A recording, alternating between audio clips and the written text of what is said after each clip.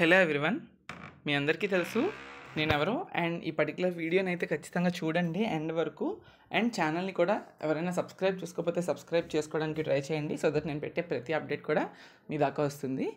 Important update అన్నీ చెప్తాను, ఎందుకు అంటే ప్రతి ఒక్కరు కూడా ఇంజనీరింగ్ ఇప్పుడు సెకండ్ ఇయర్కి ఎవరైతే కౌన్సిలింగ్ ద్వారా వెళ్తారో వాళ్ళందరూ కూడా తెలుసుకోవాల్సిన విషయాలు ఇవి. Okay, first of all counselling complete process A to Z step by step నేనైతే చెప్పడం జరిగింది. ఆ వీడియో డిస్క్రిప్షన్లో ఉంది. టాప్ ఇంజనీరింగ్ కాలేజెస్ చెప్పాను, యూనివర్సిటీస్ చెప్పాను, అన్నీ చెప్పాను. ఇంకా చాలామంది అడుగుతున్నారు మాకు ఈ ర్యాంక్ ఓకే టాపర్స్కి ఏంటి, బిలో యావరేజ్ ర్యాంక్స్ వచ్చిన వాళ్ళకి, ఇంకా అంతకన్నా తక్కువ వచ్చిన వాళ్ళకి ఏ కాలేజెస్ బాగుంటాయని ఆ లిస్ట్ కూడా నేను సెట్ ఆఫ్ లిస్ట్ అనేది తయారు చేసి మీకు పెడతా.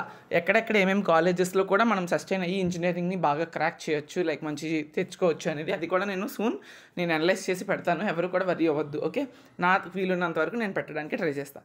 నెక్స్ట్ ఇప్పుడు ఏంటి అంటే things to know before joining engineering colleges. ఒకటైతే చెప్తాను, ఖచ్చితంగా ఏంటి అంటే మీ ఈజియెస్ట్ ఫేజ్ ఆఫ్ లైఫ్ నుండి you are going to face a difficult phase of your life. ఎందుకు ఈ మాట చెప్తున్నాను అంటే డిప్లొమా లాగా యాజ్ సింపుల్ మనకి ఇంజనీరింగ్ ఉండదు. డిప్లొమాలో we have a dedicated curriculum. ఆ కరికులం SBTT డిజైన్ చేసి ఆ టాపిక్స్ ఇచ్చి ఆ టాపిక్స్ నుంచి క్వశ్చన్స్ ఇస్తుంది. ఎగ్జాక్ట్గా కరికులంలో మెన్షన్ చేసే క్వశ్చనే మీకు డైరెక్ట్ క్వశ్చన్ పేపర్లో అడుగుతారు, ఆర్ఎల్స్ చిన్న మోడిఫికేషన్స్ చేసి ఆ పర్టికులర్ కాన్సెప్ట్ మీద అడుగుతారు. But while coming to engineering colleges ఏమవుతుంది అంటే మీరు ఆటోనమస్ చదువుతున్నా, ఎఫిలేటెడ్ రిలేటెడ్ చదువుతున్నా, ఇంకా యూనివర్సిటీస్లో చదువుతున్నా కరికులం ప్రతి ఒక్క కాలేజ్కి ఉంటుంది, కాదన్ను. బట్ అక్కడ ఏదో మెన్షన్ చేస్తారు, ఓకే ఈ పర్టికులర్ యూనిట్ నుండి 5 చాప్టర్స్ ఉంటే 5 చాప్టర్స్, ఈ 5 యూనిట్స్ ఉంటే 5 యూనిట్స్ నుంచి కొంచెం మెన్షన్ చేస్తారు కీ పాయింట్స్ లాగా. అంతే తప్ప డిప్లొమాలో ఇచ్చినట్టుగా వాట్ ఈజ్ యాంప్లిఫైర్ లేదా మ్యాథ్స్లోని ఇలా టాపిక్ అలా అంటూ స్పెసిఫై ఉండదు. ఒకవేళ ఉన్నా కూడా అదే రిలేటెడ్ క్వశ్చన్ రాదు. ఓకే, కాన్సెప్ట్ ఓరియంటెడ్ క్వశ్చన్సే తప్ప డైరెక్ట్ క్వశ్చన్ బట్టి వెళ్ళి రాసే విధంగా డిప్లొమాలో ఉంటుంది చాలా వరకు. అది చిన్న ఏవో కొంచెం ముందు రోజు చదివేసి ఇంజనీరింగ్ కూడా ముందు రోజు చదివి పాస్ అవుతారని ఎవరు అనట్లేదు నేనేమి.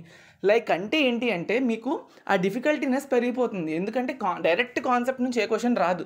కాన్సెప్ట్ చెప్తారు, అందులో కొన్ని డెరివేషన్స్ ఇస్తారు, ఆ డెరివేషన్ రిలేటెడ్ ప్రాబ్లమ్స్ వస్తాయి.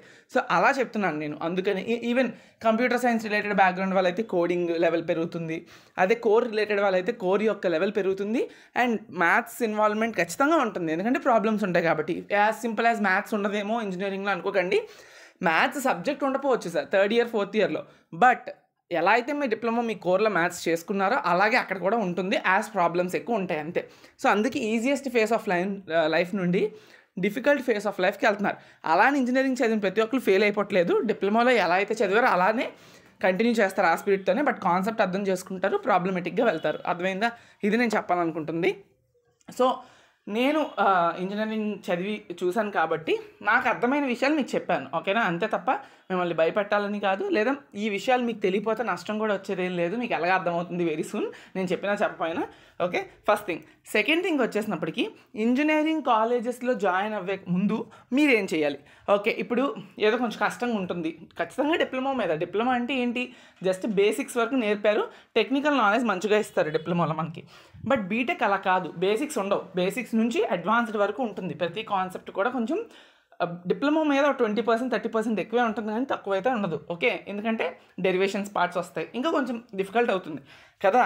సో అలాంటప్పుడు ఎవరైతే ఈ డిప్లొమా M1 M2 M3 చదువుంటారు, మీరు చేసి ఉంటారు ప్రాక్టీస్లు, అందులో ఇంటిగ్రేషన్ కాన్సెప్ట్స్, డిఫరెన్షియేషన్ కాన్సెప్ట్స్ ఉంటాయి కదా, అందులో ట్రిగ్నోమెట్రీ కాన్సెప్ట్స్, ఫార్ములాస్, ఎవరైతే బేసిక్స్ కూడా చాలా తడబడుతూ ఉన్నారో అలాంటి వాళ్ళకి మీ ఇంజనీరింగ్లో కూడా మళ్ళీ మీకు చాలా కాలేజెస్లో, అది ఏ కాలేజ్ అని నేను స్పెసిఫై చేయలేను, చాలా కాలేజెస్లో ఇంజనీరింగ్ సెకండ్ ఇయర్కి ఎంటర్ అయిన తర్వాత M3 ఉంటుంది, కొన్ని కాలేజెస్లో M4 కూడా ఉంటుంది.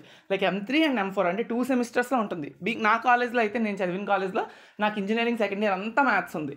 Okay, it's very difficult. నాకు అంటే డిప్లొమా నుంచి వచ్చిన వాళ్ళకి కొంచెం కష్టంగానే అనిపిస్తుంది. ఓకే, ఎందుకంటే ఇంటర్లో చేసిన కాన్సెప్ట్స్ చాలా మనం చెయ్యం డిప్లొమాలో, కాబట్టి కొంచెం డిఫికల్ట్గా ఉంటుంది. ఓకే, సో అందుకనే M3 M4 ఉండొచ్చు, కొంతమందికి M3 ఉండి M4 ఉండకపోవచ్చు, కొన్ని కాలేజెస్లో అసలు సెకండ్ ఇయర్లో మ్యాథ్సే ఉండకపోవచ్చు.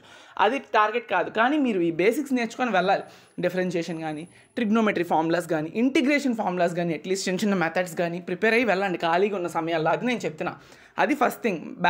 మ్యాథ్స్లో బేసిక్స్ నేర్చుకొని వెళ్ళండి. ఎవరన్నా ఈసీఈ స్టూడెంట్స్ ఉంటే మీకు అసలైన కథ స్టార్ట్ అవుతుంది. బీయింగ్ ఈసీ స్టూడెంట్ నేను చెప్తున్నాను, వేరే వీడియో చేస్తాను. మీకు ఖచ్చితంగా ఫోరియర్ సిరీస్, లాప్లాస్ చాలా ఇంపార్టెంట్. అవి లేకపోతే మీరు ఇంజనీరింగ్ కమ్యూనికేషన్స్ చేయలేరు. ఓకే, చాలా రిపీటెడ్గా ఉంటాయి అందులో. నెక్స్ట్ ఇంకొకటి ఏంటి అంటే నెక్స్ట్ సెకండ్ థింగ్ బేసిక్స్. నేను చెప్పాను కదా మీకు అడ్వాన్స్డ్ లెవెల్, అడ్వాన్స్ అంటే మరీ అడ్వాన్స్ కాదు, కోర్ మీ డిప్లొమాలో చదువుకున్న దానికన్నా కొంచెం ఎక్కువ ఉంటుంది కదా.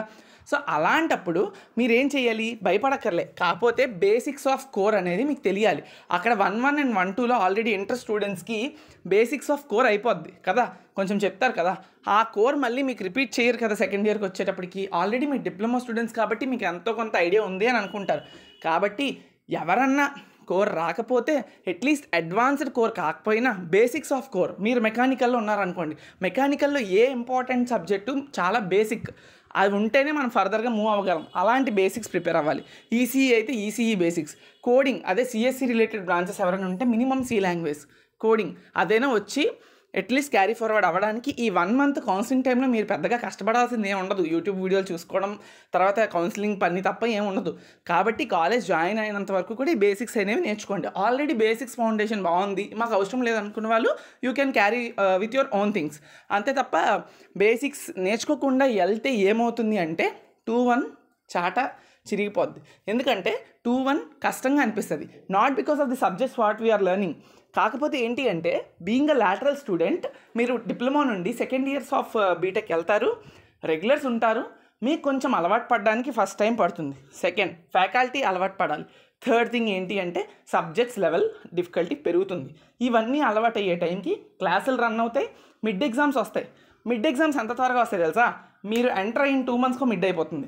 యాజ్ లైక్ డిప్లొమా అంతే కదా మిడ్. కాకపోతే డిప్లొమాలో మీకున్న ఫ్యాకల్టీ తెలిసిన వాళ్ళు కాబట్టి కొంచెం కంఫర్ట్ ఉంటారు. ఇప్పుడు కొత్తగా ఉంటుంది, మీకు ఫ్రెండ్స్ కొత్తగా ఉంటారు కాబట్టి కొంచెం టైం పడుతుంది. కాబట్టి ఈ అన్ని కండిషన్స్లోని మీరు సబ్జెక్ట్కి అలవాటు పడాలి అంటే అట్లీస్ట్ బేసిక్స్ అయినా వస్తే కొంచెం మీరు చదివేటప్పుడు you can carry. But basics రాకపోతే కొంచెం కష్టపడాలి. సో అందుకు చెప్తున్నా, ఓకేనా. సో ఇది నా ఎక్స్పీరియన్స్. ఆల్రెడీ నేను లాస్ట్ ఇయర్కో షేర్ చేశాను. నేను కూడా 2-1లో చాలా సఫర్ అయ్యాను. సిజిపిఏ గట్టిగా రాలేదు చెప్తున్నా, ఐ మీన్ గ్రేడ్ పాయింట్స్ గట్టిగా రాలేదేమీ 2-1లో, బట్ తర్వాత ఇంప్రూవ్ అవ్వచ్చు. కానీ ఫస్ట్ 2-1 కొంచెం కష్టపడాలి. సో అందుకే ఈ వీడియో చేస్తున్నాను, ఇవన్నీ నేర్చుకుంటారేమో అని చెప్పి, ఓకేనా. So that's the thing. Thank you so much.